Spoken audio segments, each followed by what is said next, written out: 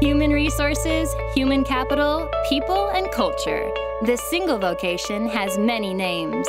HR professionals are responsible for what is arguably the most critical success factor within any organization. It's talent. HR Studio Podcast brings you bi-weekly interviews with HR executives, thought leaders, authors, speakers, and trend spotters from the world of HR and beyond. Listen, learn, and leverage. Welcome to HR Studio Podcast, building the next generation of HR leaders.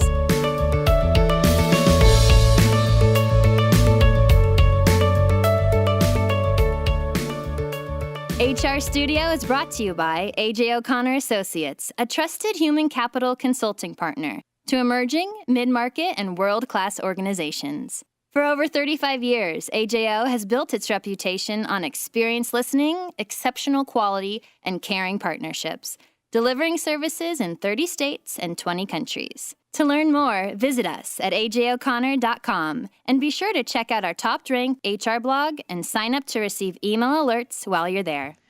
Welcome, everyone, to HR Studio. My name is Linda Holavic, and I'll be your host for today's conversation.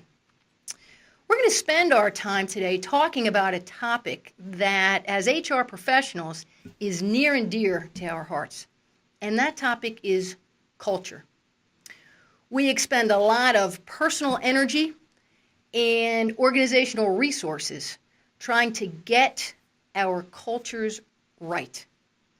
Well, we're fortunate to be joined today by Mr. Tony Moore of Tony Moore Speaks, who is a culture architect. Among other things, Tony is a published author. He's a successful developer of people and leaders. He is a very experienced, seasoned HR professional, and he has personally turned cultures and driven results by doubling down on this area of organizational culture. So, Tony, welcome to HR Studio. Thank you for having me. I'm really excited to be joining you today. Yes. Well, I'm sure our audience is very much looking forward to hearing your kind of words, candor, and lessons about culture and how important it is. And I want to say to everybody listening, Tony has recently released a book called Culture in 4D, which looks like this. And he's got an interesting kind of a way of describing culture. So I'm going to stop there, Tony, and ask you, what's the meaning behind culture in 4D, obviously, instead of 3D? What's that all about, if you don't mind, please? I don't mind at all. Thank you for joining us. It's interesting, I think that probably the simplest way to describe it is that culture in 4D is actually the outline or the process for leading culture change. So each of those Ds actually stands for one step in the process itself. Mm-hmm. So it's dream it, develop it, design it, and then defend it. Mm-hmm. And it takes you through the process of both developing the culture you want to have, but then how do you make those changes stick? Mm-hmm. I see. Okay. So, look, we've all heard the quote by Peter Drucker, right? Culture eats strategy for breakfast. And in your book, you say also for lunch and dinner. Yes. Can you share with us, Tony, your philosophy around culture and its important, why culture matters? I think you have a chapter called that in your book. What is it about culture that's so critical? I think the most important thing to keep in mind with culture, and it's unfortunate that it oftentimes this piece gets overlooked, and that is that culture is the soil in which everything in the organization lives or dies. So you can come up with all of the plans you want to have, but if you don't have a culture to support those plans or to a culture to support what you're trying to execute, you're going to either fail to get the results that you could get if the culture was aligned with what you were trying to create. So on multiple occasions, I've seen efforts fail because the culture didn't support what they were trying to build. Yeah, it's a great point. So I have to follow that up with this. In your opinion, where you've seen those failures happen, what has that leader missed? Yeah. How could it be that culture isn't married to results? How can that possibly occur? Yeah, great question. So I'll give you a very specific example, a very recent example, actually. So I was called upon from a CEO out in the Northeast who wanted me to do some training with her leadership, actually her middle managers. Okay. And she was concerned that they were not strategic enough in their thinking. Felt like that they were just far too myopic and didn't really know how to connect the dots in their decision making. Okay. So I quickly let her know that be glad to do that. I'm not sure I'm the right person, but I tell you what I will do. I'll meet with them, interview them, and we can gather some data, and then I can share that with you. And then whoever you hire, at least they'll have that data. So interestingly enough, when I spoke with those leaders, there were some common themes that began to emerge. For instance, one of the themes was all of the vision related discussions happen at the executive level. We're not involved in them.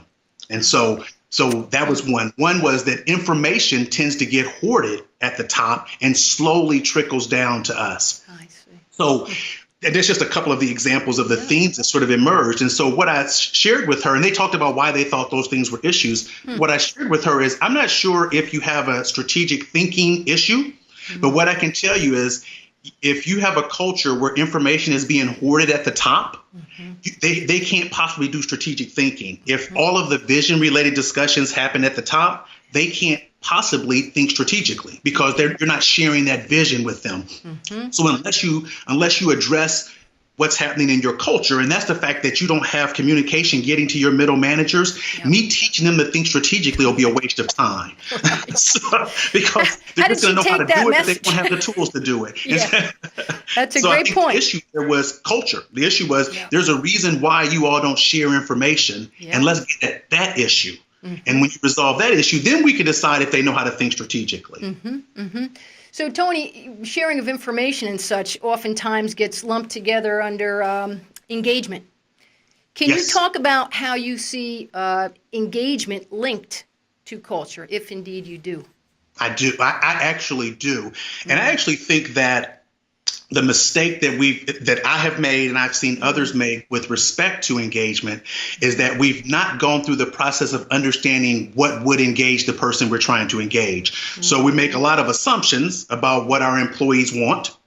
And then we set about to do those things. And then we later learn that we don't see the engagement numbers go up and we wonder why. So I think that there's a direct link between culture and engagement.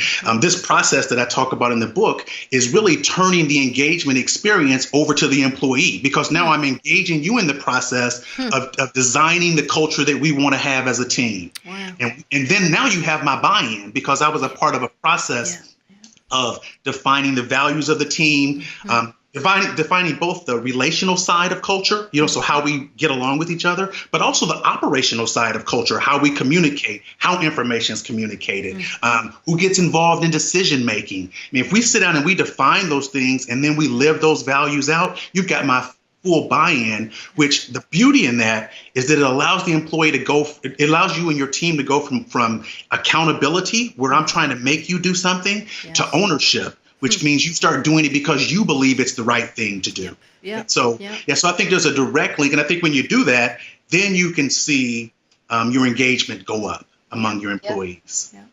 So again, as HR professionals listening today, what is it that how do you help senior leaders understand what you just described?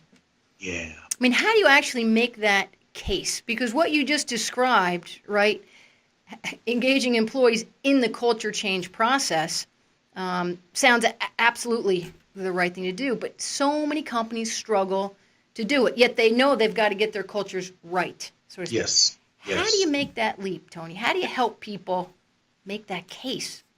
I think there's two things. That's a great question. I think there's two things that you absolutely have to do. I worked for a CEO who used to say, if you want to change the world, start where you are and work your way out. So one of the things you need to do is create the kind of culture and performance in your own team that you want to see in the organization. So we started when I took over an HR department that was in quite a bit of disarray. And wonderful people, just had gone through a lot of changes, and I was yet another change. But one of the things that we decided to do was to focus on becoming the kind of team that we wanted to see throughout our organization. I think the first step in the process for us as HR professionals is to examine our own house and do what we can to create, because that's something we have some control over, is the kind of culture we have on our own teams, and use that as an example for what we're wanting to see. So I think one is that, because it creates some credibility. The second thing I think is really important is that as HR professionals, we have to become experts at describing the value of culture and people processes with the same level of clarity that the CFO explains finance. And I don't mean just simply saying it's costing you this much money in retention. Those are all real. I think those are important things. But the why you want to have this kind of a culture and what you've learned from research about how it's going to how it impacts performance, you have to be able to describe that in very, very real, clear language that anyone can understand. I'm not a finance guy. I'm obviously, my wife would attest to that. So I know how to spend. I'm not really good at saving. So I'm not a finance guy. Spending, but That's right. But I will say that I always made sure, particularly in my years as a chief human resource officer, that CFO explained things in such clarity that I could understand it. Yeah. Because if I didn't understand it, I wasn't agreeing with it. And so I think the reverse is also true. Now, I do think that there are times where we're working in organizations where the leadership doesn't care about the culture. I mean, the price is too high to pay. I mean, there's all those things. And so in those situations, honestly, I think if that's something that you care about, you either I've got a couple of clients that I'm working with that I'm coaching, and this very discussion has come up.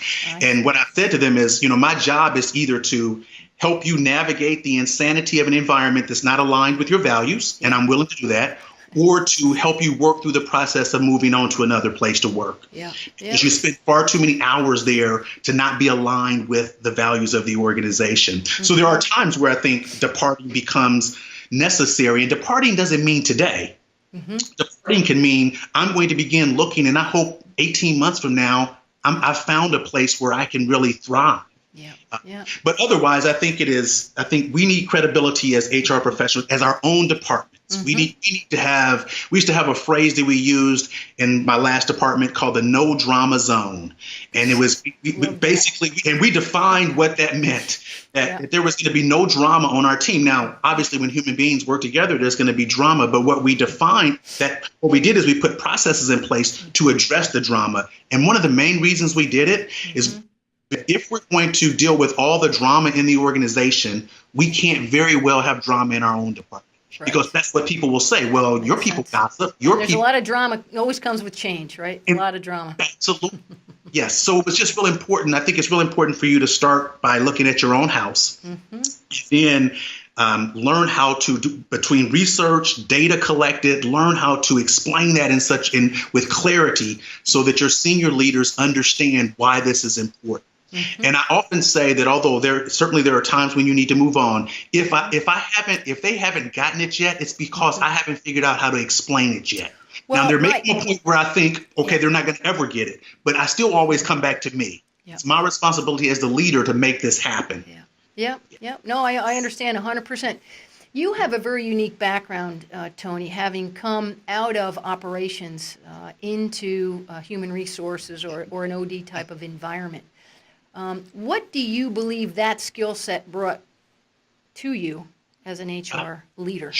Yeah, I think a couple of things come to mind immediately. The first would be just understanding how operations thinks. So knowing what's going on in the customer's mind. Yeah, absolutely. Because it's oftentimes in conflict with the way we think. So one is understanding how operations think. And I was able to then bridge that gap with the operations people as well as the HR people, because now I was in HR. So I have to ask you, how do they think? There is and I'm speaking in stereotypes, but I think that, but as a former operations director, I will tell you the shortest, fastest route to get to wherever I want to get to. So I don't want a lot of paperwork. I don't want a lot of hassle. I want to just be able to ask for what I want and to get it done. And get it. Yep. And get it. And I want to get it fast because I have a lot of things on my plate.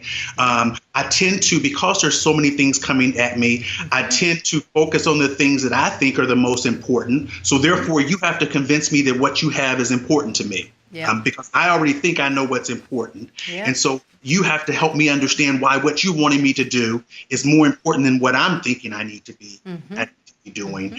And the other thing is oftentimes, fairly or unfairly, I think that we saw our human resource department as a hindrance to our success, and really only there to process paper back in the day. We don't use a lot of paper now, but really we saw them as a hindrance to our success. And so when I entered into this world, that was the last thing I wanted to happen. I wanted to know, how do we add value as an HR department? As a matter of fact, one of the things I asked one of my first teams was, why do they pay us to be here?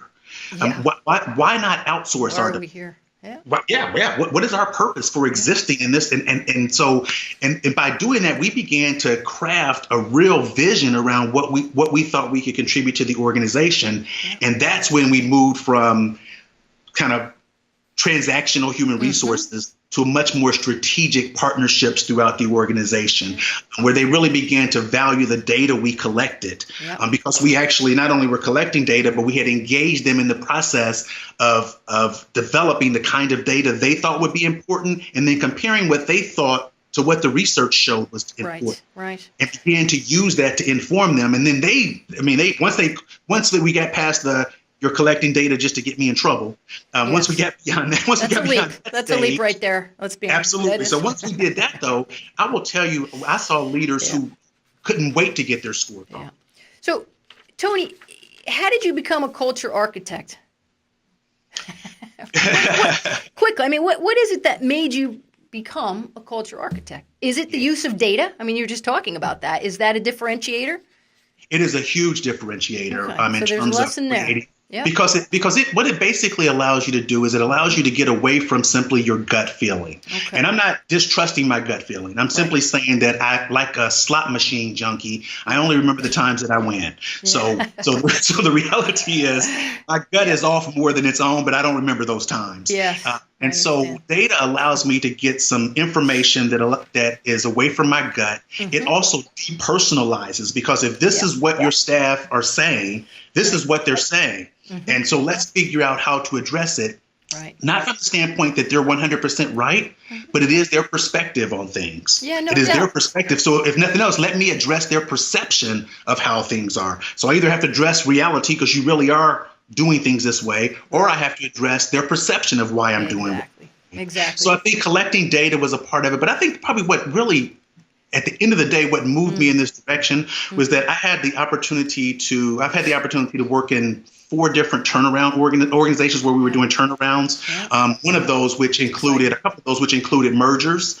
And so I've led the people side of 5 mergers in my career. And I came to recognize the value of culture. When you're trying to bring 2 organizations together, it is our ability to align our cultures is what's going to determine whether we get the results we're actually looking for. Because saving money won't make a difference if we're not getting along with each other. Eventually, it'll hurt the business. Exactly. It's short-term focus versus long-term. I couldn't. Yes. And so I got to understand the value of that. And then, of course, in an organizational turnaround, I learned quickly that we had to address the culture. And addressing the culture didn't mean going in and telling you your culture was bad. It actually was going in and finding those things that are really valuable and saying, how can we highlight those things and take them into this new culture that we're trying to build? But I think it's that experience in doing turnarounds and that experience in mergers that led to this idea of, I help design culture like a architect would do. No, it's true. It's great. That's a great story, and it makes a lot of sense how you've gotten the title architect. I would also say it's generally, gold standard successful companies. When you drill into those, right, you'll find a very strong culture that everyone is quite aware of and has generally signed up to. And the inverse also exists, right? If you go to the other side, organizations that are not performing as well as they could, you generally also find a very scattered sense of purpose or culture. And so it's interesting, as senior leaders, sometimes the assumption is it's soft, it's HR, it's organizational development. I don't need to worry about that. But I guess for everybody listening to this conversation, and for those of you that may want to pick up Tony's book or follow him and learn more about him on his website, which is TonyMooreSpeaks.com, Yes. you'll find that organizations that pay attention to culture will perform even better than they do today. Yes. And that is an intentional decision. And I think the trick for us as HR professionals or culture architects, right, Tony? Yes. Is to create the business case using data. Yes. And help the organization to sign up, because it is all about performance. And yes. At the end of the day. Worth it. Yes. Absolutely. Yes. Tony, it has been great speaking with you today. My last question is this, and it's a tough one. What is the one key learning that our audience might take away from reading Culture in 4D, which is your new book that just came out? Yeah.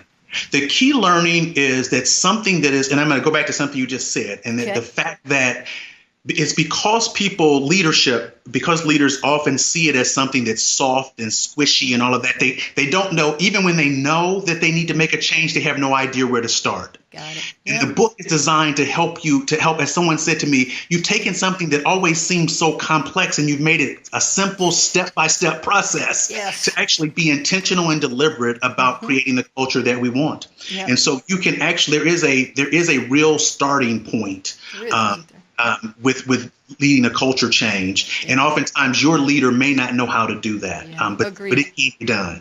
It's a great point, and hats off to you for taking what is oftentimes a complex kind of gray matter topic and making it very simple, because you do lay out clearly how to dream it, design it, develop it, and defend it. So hats off, good luck with everything, and I encourage you as well to go to TonyMooreSpeaks.com to learn more about Tony. Thank you for your time today, Tony. It was great talking to you. Thank you for having me. I had a great time. Cheers. Take care. Bye-bye. Bye-bye. Thank you for listening to HR Studio Podcast, building the next generation of HR leaders. To discover additional information from this week's episode and to catch up on all episodes, visit hrstudiopodcast.com. Subscribe to the HR Studio Podcast list while there and receive alerts and future updates.